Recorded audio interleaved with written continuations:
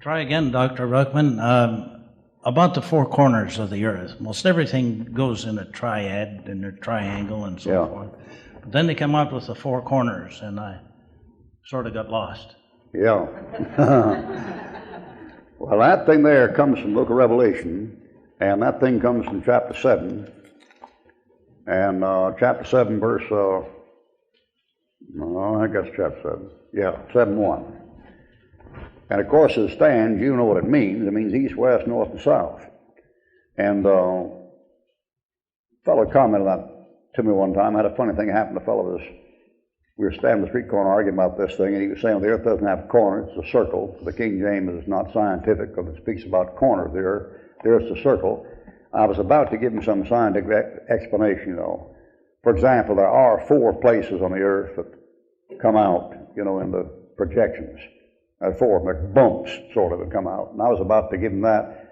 And I turned around, there was a Marine poster. We were standing by a post office, and a Marine poster right behind us, and that thing said, Uncle Sam's Marines are serving America on the four corners of the earth. Now, I showed him out. I said, what's that right there, you know? I mean, many times the Bible isn't archaic at all. It's just that it's using expressions people understand. A good one, a fellow said to me, he said, well, how could the sun stand still? He said, anybody know the sun doesn't move, the earth moves. The sun doesn't move anywhere. I gave him a newspaper. It said sunrise, 5:30, sunset, 6:45. Yeah. See, in the newspaper, the sun rises, and it sets. See? So what's wrong with the Bible using the same kind? Anyway. Okay, 7. The four corners of the earth, which will be north, south, east, and west, hold the four winds of the earth, and the wind shall not blow on the earth, nor on the sea, nor any tree. Now the question comes up in threes, what would that have to do with anything? And the answer there is that thing is not referring to anything that's there. That's just referring to directions. And undoubtedly you can get I don't know how, I say undoubtedly, undoubtedly you can get another 2 and get 6.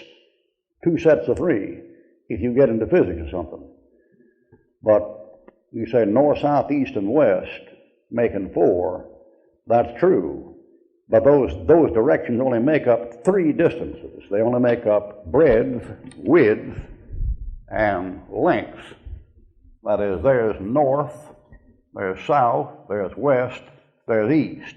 They're not 4 dimensions in that thing. There's only 3 of them. There's only one up here, see, and one across here, and then one through any distance you make there. Let me show you what it means. That line right there, how many dimensions that line have? How many? How many say 2? Let me see your hands.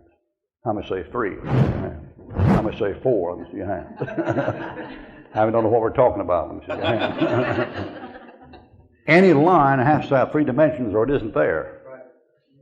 That thing's got a length, there it goes, and it's got width across here, but I put chalk on that paper. When I did, I had breadth in there, I had 3 of them. So you take this north, south, east, and west, that indicates these 4 different ways, but it's only 3 dimensions.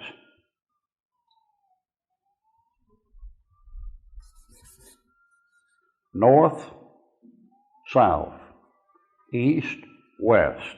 How many dimensions in that figure? How many say 2? Let me see your hand. How many say 3? Let me see your hand. Well, there's only 3. In north, south, east, and west, there's only 3. It's just a matter of nomenclature. Okay, something else. Nothing like a Bible to clear up a college education.